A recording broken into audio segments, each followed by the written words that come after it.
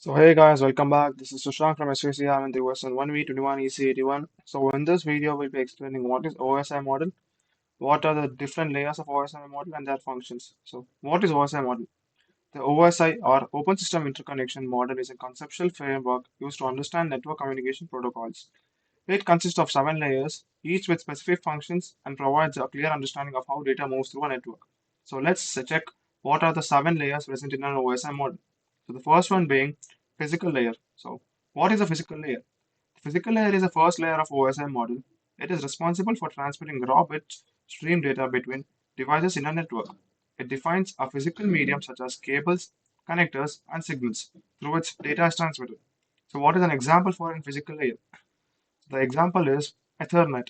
So as you know, Ethernet is a physical thing which transfers internet or the data packets. So the second layer being, so this is an example for physical layer. So the second layer is data link layer. So what is a data link layer? The data link layer is the second layer of OSI model.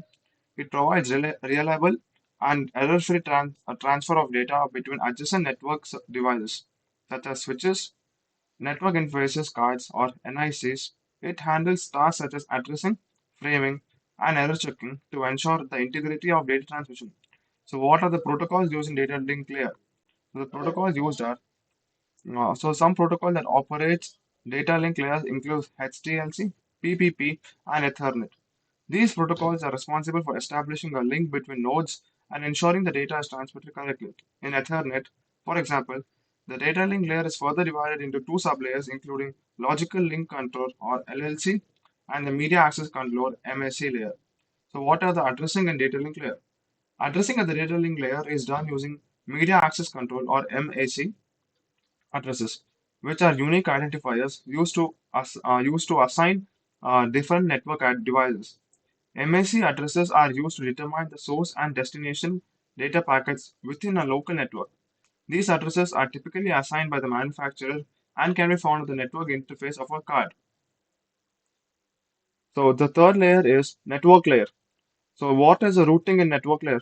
A network layer handles routing and forwarding of data packets, choosing the best path of information to travel from the source to the destination. IP addressing.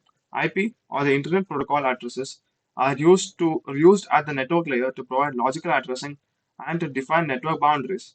Examples of network layer are common network layer protocols include IP, ICMP, and IPS-EC, enabling global connectivity and security. The fourth layer is transport layer. So what is a transport layer?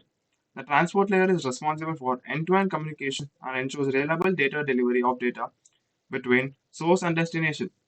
This layer establishes connections, breaks data into smaller packets, and reassembles them at receiving end. It also handles flow control and error detection and correction mechanisms.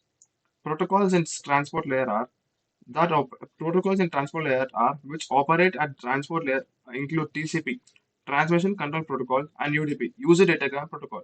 TCP is a connection-oriented protocol that guarantees reliable delivery of data packets, while UDP is a connectionless protocol that provides more lightweight and faster transmission, but does not include error detection or retransmission of data. Both protocols play an important role in enabling secure and efficient communication over networks. Segments. At this layer, the data is segmented, and each segment is number of proper reassembly at receiving end. So the fifth layer is session layer. So what is session layer? The session layer, also known as layer 5 of OSI model, is responsible for establishing, managing, and terminating sessions between applications. This layer also allows two applications on different systems to establish a connection and coordinate their communication. It handles sessions initializations, authentication, synchronization, and termination process. Error checking. Error checking and recovery are performed with this layer, ensuring the integrity of data transmitted. So this is the fifth layer of session of OSI model. So the next layer is presentation layer. So the presentation layer has data translation. This layer is responsible for data translation and encryption, ensuring that information is in a readable format for the recipient. Compression. Data compression and decompression are performed here, reducing the amount of data to be transmitted over the network. Protocols.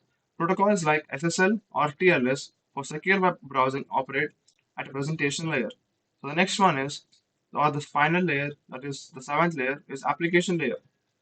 Some example of application layers are web browsers, email clients, and file transfer applications operate at the application layer.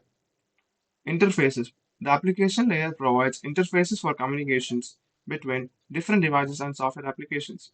End user communication. It facilitates communication between end user and the network applications.